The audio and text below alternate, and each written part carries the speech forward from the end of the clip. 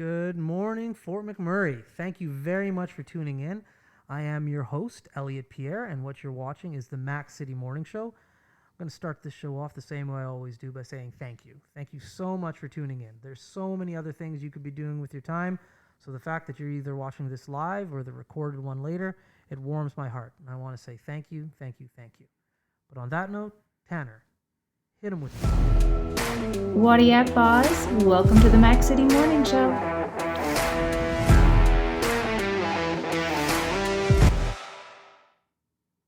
All right, so I gotta say I'm loving the intro every week. I think they're so fun. I know they change up. Tanner, you're killing it with the intro, man.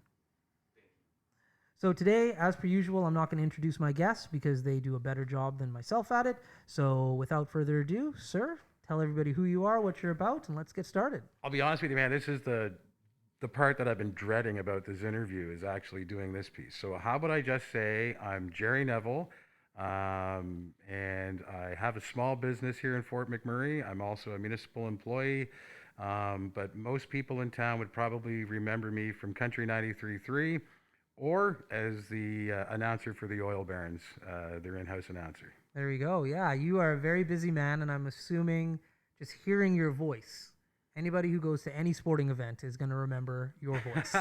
It's so cool. I've been lucky, Elliot. Like if my dad was alive, my dad died before I had a chance to come to Fort McMurray, and it's kind of like my second chance up here. If my dad could see what I've been able to do to help sports in this community and to be able to see how I've helped promote it, just the stuff that we've given to sport. Like we do a lot of stuff with minor hockey as well. I know you see me at the Oil Barons games and hear me. You used to see me and hear me at the Keano games. But every once in a while we jump in, we're at the Frank Lacroix, and we're doing minor hockey. And it's really cool because the kids really appreciate that because they aren't expecting. It was so funny.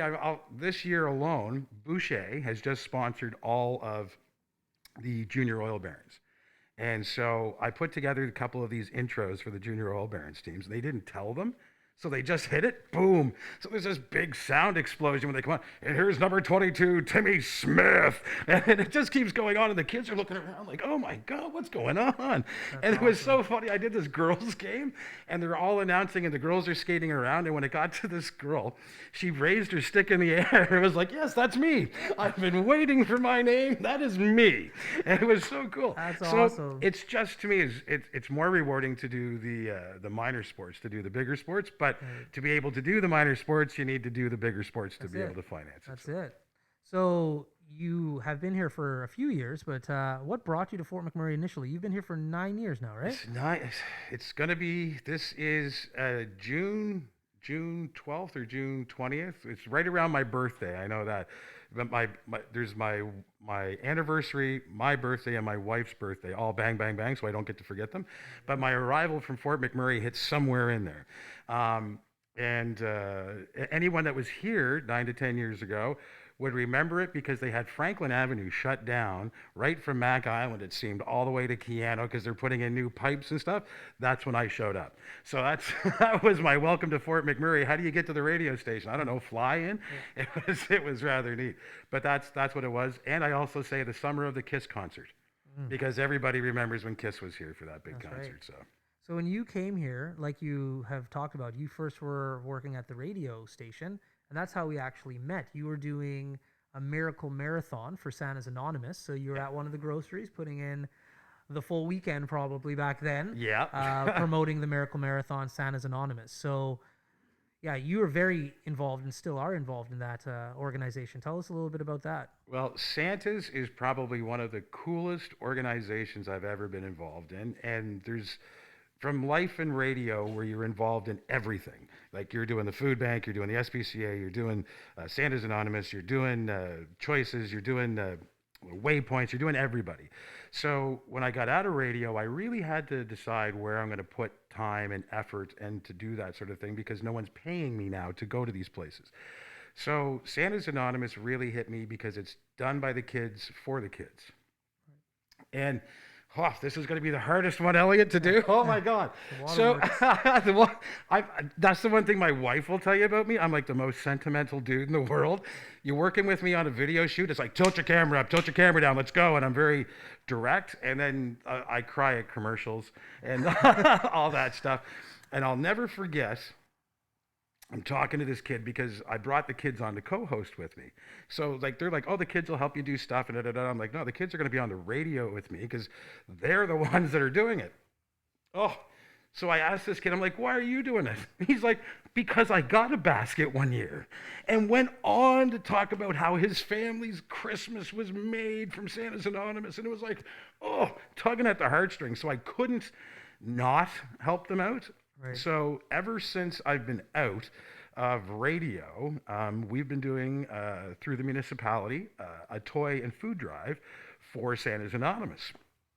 And even through COVID this year, we did it.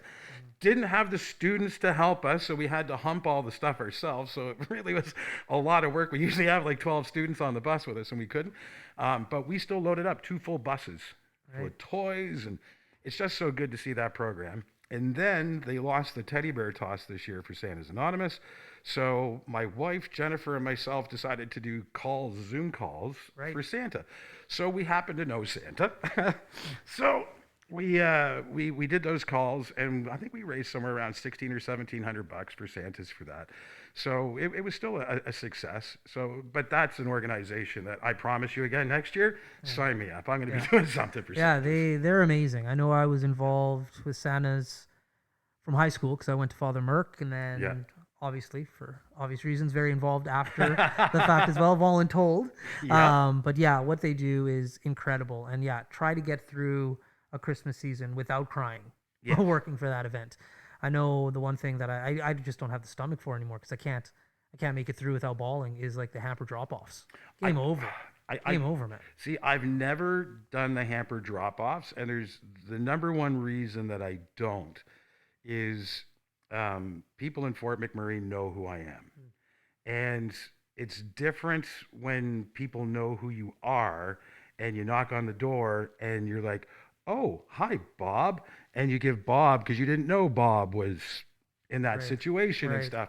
And I'm sure that it's happened to other people, but it's different when you're in the spotlight in town and everybody thinks that they know you, which is great, man. What a great feeling. Like wherever I go, someone goes, oh, I know who you are.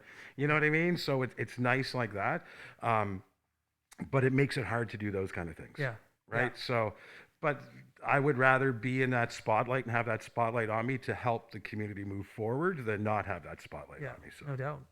So now let's talk about why the community knows you so well. In regards to, I want to talk about your company a little bit because you do a lot of work around town. So let the people at home know like what your company is about, what kind of work you've been doing. They've probably seen and heard you, obviously, but let's learn a little bit about your organization. Well, Neville Video Productions is the organization, and we pride ourselves on basically being kids' first jobs. We don't chintz out on paying the kids when they come to work for us. We just get kids so they have a chance to not just have their first job, learn the responsibilities of a job, learn how to handle a job. Because there's so many kids that go out and they just go, okay, I'm just going to get a job. But for us, I tell them, I'm booking you in for 7 o'clock. That means if you need to use the bathroom, you need to go to the canteen, you need to talk to your friends, you need to have a smoke, you need to do anything else, that's all pre-7 o'clock. At 7 o'clock, I want you on a camera, I want you in a meeting, and now you're mine. So if it takes you that 20 minutes to get ready, to take your jacket off, to get ready, then you show up early, right? So we teach them that responsibility, but we also give them the rewards too that go along with that. If a client comes up to us and says, hey, great job, here's a little extra, we take the kids to supper, or we do something for the kids. We don't pocket that kind of money, that sort of thing. So we treat our kids really, really well. But we like to do local events, which is, we started out with the oil barons, and we had that. We expanded into Keano. We went in to do the Giants, and we did I guess it would be 2 years ago now, because I keep saying last season, with the Monarchs. We ended up picking up 4 or 5 games from them to do that as well. But there's a lot that goes along with that. Like we have to keep up with the latest trends in music. I got to watch. So when you're watching Hockey Night in Canada and they're doing what's called glitch editing, where they're like and these little fancy things, I had to learn how to do that, right? Because I do sports and they expect that in sports. So it's those kind of things. But more often than anything is what we did this year is what we're most proud of. So during COVID, we got approached. We actually approached the food festival. So the food festival listed off everything that they wanted to do. And I went, there is no way that they're going to be able to pull this off virtually and have the money for this. So I went through and I organized all their events and I put together a proposal for them. And I called, I'll never forget Jason over, and I'm like, look, if you guys are going to pull this off, you need to do this. It's going to cost this much to do it. I'm going to donate 3/4 of that. And I just want this little piece down here and put my name on stuff. That's all I want to be able to do. As it turned out, we donated too much, so we had to actually pull some of that back because he still has to pay tax on that because it's a donation. Or whatever, some kind of accounting thing. I'm not good with money. So we actually worked with the food festival and we streamed their food festival live. We had DJ Cupid spinning and stuff like that. It was great. We were going live to people's houses through Zoom. We also had a chance to work with the Hospital Foundation on Festival of Trees, one of the most stressful, by far, productions I have ever done. 3 minutes before we go live, the internet went out. And oh my God, I was panicking and things, I didn't think we were going to go on. We ended up being 3 minutes late on the other side. But oh my God, we had a guy there from Tridon as well. We just, like, everybody's trying to do everything. But that turned out to be the biggest grossing event that we've ever done. Over $250,000 raised, almost $300,000 raised for the Hospital Foundation. That was incredible. We got to do the school awards for their thank you to the businesses for the public school district. But probably the biggest, most stressful, but incredible and biggest learning opportunity I've ever had is the art awards this year. Anyone that saw the art awards, I've now produced them 3 years in a row. I liked the first one we did. The second one, not so much. But this, oh my goodness, holy cow. When they came to us and said what we wanted to do, I think I was a little over ambitious. The set for the art awards was the entire space for the school up by Kentucky Fried Chicken and the RCMP. Right. Yeah. We're the Suncorp Center for Performing Arts. Holy Trinity Was the entire width of that. That ship was the entire width. There was barely enough room for us to get around and put cameras in the back. Barely enough room for us to get around and put cameras on the front, and it was insane. I've never shot anything on that scale. We had special effects. There were foggers, special lights. I've never shot theater before. Right. And it was, but so proud. So nice. Proud of that, to see that. And this is the first year I actually have to bid for them. So I'm actually going to go and bid for them. So I'm very excited. I'm pretty sure your bid will be definitely favored. I think I might have a leg up in that one. So, Jerry, we're at the part of the show where Tanner, the man behind the scenes, asks some questions. Yep. We call it the Mac City Minute. So we're going to put you on the spot. Tanner has 5 quick little questions for you. Yep. Tanner, hit him with your questions. Question number 1. Working in radio for so long, how has it shown you Fort McMurray? I don't know where that voice came from, man. Yeah. Working in radio, what is working in radio show me at Fort McMurray? That Fort McMurray is by far the most giving community in the world. I love Fort McMurray in the fact that when something happens, the community just gathers around and fixes it. It's not a matter of, okay, well, let's go get a GoFundMe or get a thing. It's like, oh, Billy's doing a fundraiser. Here, Billy, here's the way to go. And the best way to do that, and you could show millions of examples here at Fort McMurray, but I'll show you the most simple example. My very first radio promotion ever. I got in the van the first weekend I was here, drove to Home Hardware. They were having a hot dog sale. Now in Nova Scotia, you pull up to a hot dog sale, they've had to provide their own barbecue, their own propane, their own buns, their own hot dogs, their own ketchup, their own pop. And the place just provides a spot for them to go and sell it. I have never seen it where they walk in and show up, and the propane is supplied, the barbecue supplied, the hot dogs are supplied, the condiments are supplied, the pop is supplied, and all you have to do is sell them to make that happen. So I'm like, okay, that's different. And then as people are walking in, they're like, hey, you want a hot dog? No, I'll hit you on the way out. And in Nova Scotianese, that's sorry, I don't have any money. Those same people were coming out and dropping a $50 bill into the canister. Sir, you want a hot dog? Nope, that's okay. Receipt? Nope, that's okay. And they walk away and you go, what? My first year in Fort McMurray, we raised $10 million. I had a finger in $10 million of Incredible. fundraising. Incredible. But that's what radio showed me Fort McMurray's like. All right, question number 2. What is your favorite event you've gone to over the years in Fort McMurray? Oh, that is so hard. So hard. So as a guy who keeps saying, if you say there's nothing to do in Fort McMurray, follow me for a week, and if you're not exhausted, I'll be very, very surprised. So I've been to lots and lots of events. National baseball. My very first announcing gig at the then Casman Center, now Center Fireplace, the red and white game from the Canadian junior team with Ryan Nugent Hopkins playing on it.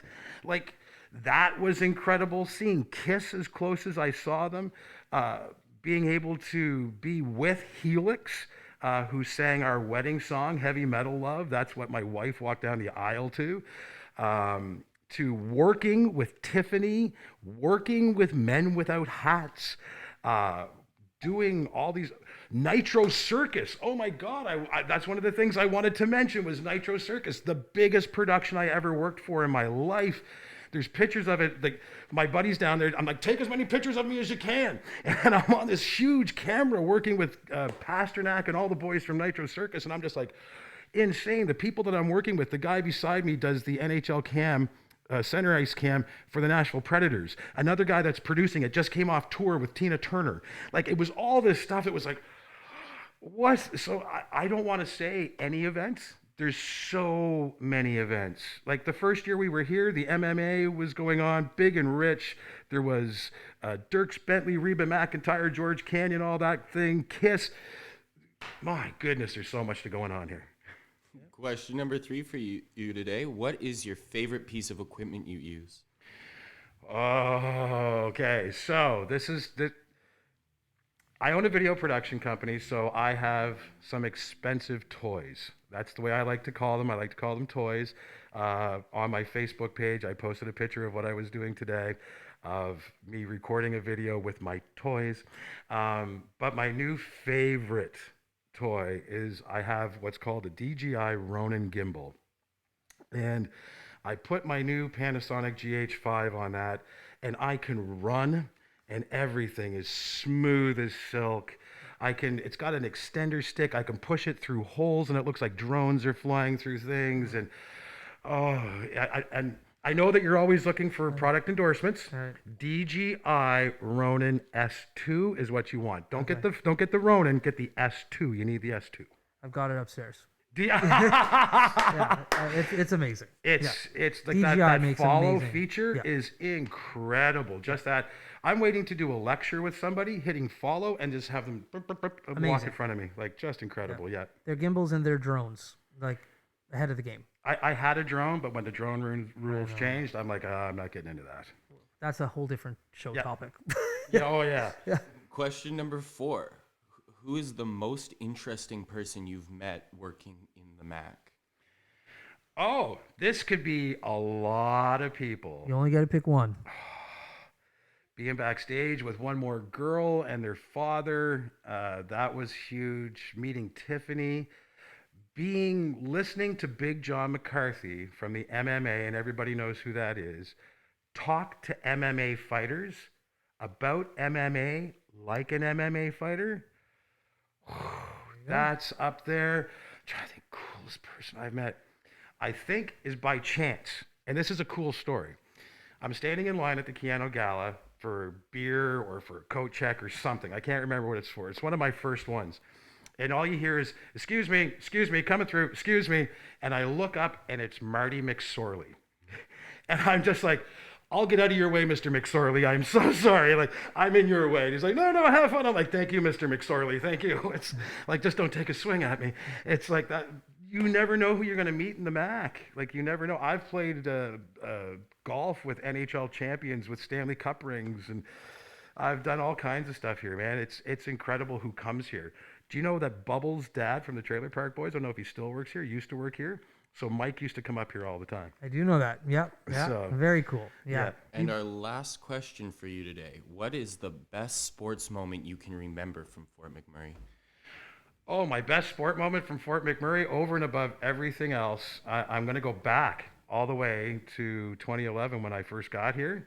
And it's going to be announcing the red and white game for Team Canada. I'll never forget it. I walked into the then Casman Center, and I went down to the penalty box, and the person from Hockey Canada handed me a binder. And I'm like, oh my God, I'll never get all these announcements in. They won't play a song. Like, holy smokes. So I'm going over that. As I'm going over that, the off-ice crew from the Casman Center shows up, and they go, oh, you're the new announcer. And I'm like, yeah, I'm really excited. I just got here to town. It's all good. Well, you better be good because we like the last guy. So the pressure was on right from the start. And Steve Niehaus, who owns Stax and is now going to the Legion as well to do the restaurant there, we were talking about this last week, and he goes, man, I'll never forget when I'm there at the game, and all of a sudden your voice came on the PA. He went, oh my God, Hockey Canada even brought their own announcer with them. Like, this is insane. But the best part of that game was, after the game was over, nobody was walking out on the ice to take pictures. So I was at the penalty box. I just lifted the penalty box door, walked out on the ice, and I'm like, Nugent Hopkins. And he turned around, took the picture. Thanks, man. And I just walked off the ice. No one said anything to me. It's on my Facebook page. You want to see a picture of Ryan Nugent Hopkins in Fort McMurray. That's Snoop awesome. Dogg wearing an Oil Barons jersey, too. That would be one of the greatest moments. That has been your 5 There questions. you go. Man, Who Jerry, is that dude, man? Like, and I where is know. he? He's a good-looking gentleman. He's never on stage, but, he's like the Wizard of Oz. He's controlling all the strings behind the puppet scenes. master. Is he? Oh, okay. Oh, the puppet master is what he prefers. There you go. Okay, there you go. Yeah. Well, Jerry, thanks for coming, man. I know this is your first visit, but I know you'll be back again. Oh, I'm definitely coming back. Thanks for all the things you do in the community. Like, you definitely are one of the biggest advocates I know in this community. So thanks for all the work you do. Thanks for all the people you support. You're the man. And thank you very much for coming on the Mac City Morning Show. Elliot, this morning show is replacing a hole that has been created in the media here. And I can't wait for you to fill that and for people to find this that haven't found it yet. There is a really good morning show here on Mix 103.7 with Mike Booth. But I got to tell you, if I could listen to this on the radio, I would listen to this. There we go. Thank you for the kind words, man. Appreciate it. Everybody watching at home, once again, thank you very much. I'm Elliot Pierre. This is the Mac City Morning Show. Have a great day. Peace. I said this. That's another Mac City Morning Show done. It's so